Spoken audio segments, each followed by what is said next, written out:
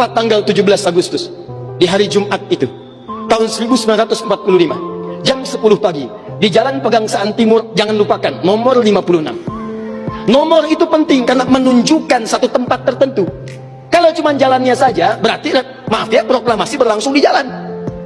Nggak ada nomornya, nomor itu menunjukkan kedudukan tempat.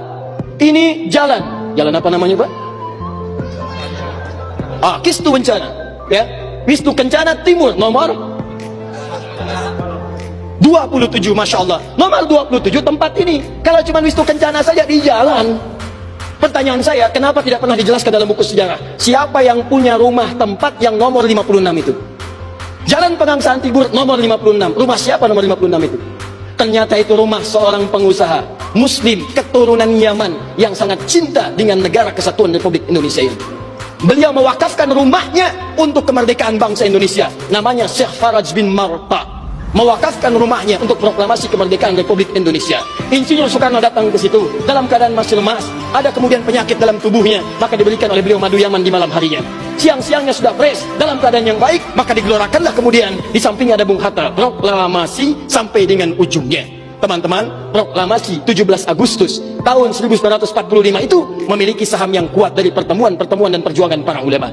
Karena itulah teriakan takbir yang digelorakan oleh Bung Tomo dari Surabaya itu, Allahu Akbar, Allahu Akbar. Terjemahan takbir itu kalau diterjemahkan dalam bahasa Indonesia adalah Allah yang maha besar, Allah yang maha kuasa. Kalimat Allah yang maha kuasa itu Negara Kesatuan Republik Indonesia mengapresiasi dan menanamkan dalam undang-undangnya. Baca pembukaan Undang-Undang Dasar. Atas berkat rahmat Allah yang maha kuasa. Kalimatnya Allah, tidak ada yang lain lagi. Atas berkat rahmat Allah yang maha kuasa, dan dengan didorongkan oleh keinginan luhur. Jadi keinginan luhur itu diletakkan di akhir setelah Allah yang maha kuasa. Karena dari dulu itu memang punya keinginan luhur, pengen merdeka, tapi belum dapat. Siapa kemudian yang mempercepat keinginan luhur itu? Allah yang maha kuasa. Atas berkat rahmat Allah yang maha kuasa, dan dengan didorongkan oleh keinginan luhur, maka rakyat Indonesia menyatakan dengan ini kemerdekaannya. Dari situ kemudian jadikan sebagai sila dari 5 dasar sila ketuhanan itu. Ketuhanan yang Maha Esa, sila yang pertama. Siapa ketuhanan yang Maha Esa itu? Dalam pengertian kita, Esa artinya Ahad. Kul huwallahu ahad. Ditafsirkan kemudian dengan perlindungan dari negara, pasal 29 ayat 1 untuk dasar negaranya. Negara berdasar atas ketuhanan yang Maha Esa. Karena itu kalau di bumi Indonesia ini ada orang-orang yang anti Tuhan, ada orang-orang yang menolak ketuhanan, sesungguhnya dia sedang melanggar undang-undang. Dan pasal 29 ayat 2-nya, negara menjamin kita untuk menerapkan nilai-nilai ketuhanan dalam bentuk ibadah.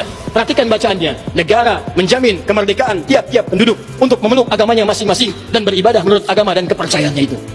Bagi kita, pengajian adalah ibadah, sholat adalah ibadah, zakat adalah ibadah, taklim seperti ini adalah ibadah.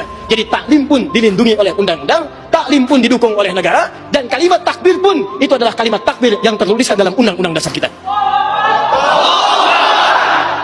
Jadi kalau ada anak bangsa yang anti dengan kalimat takbir, itu artinya anak bangsa yang tidak mengenal perjuangan nenek moyang kita yang telah mewujudkan negara kesatuan Republik Indonesia. Takbir.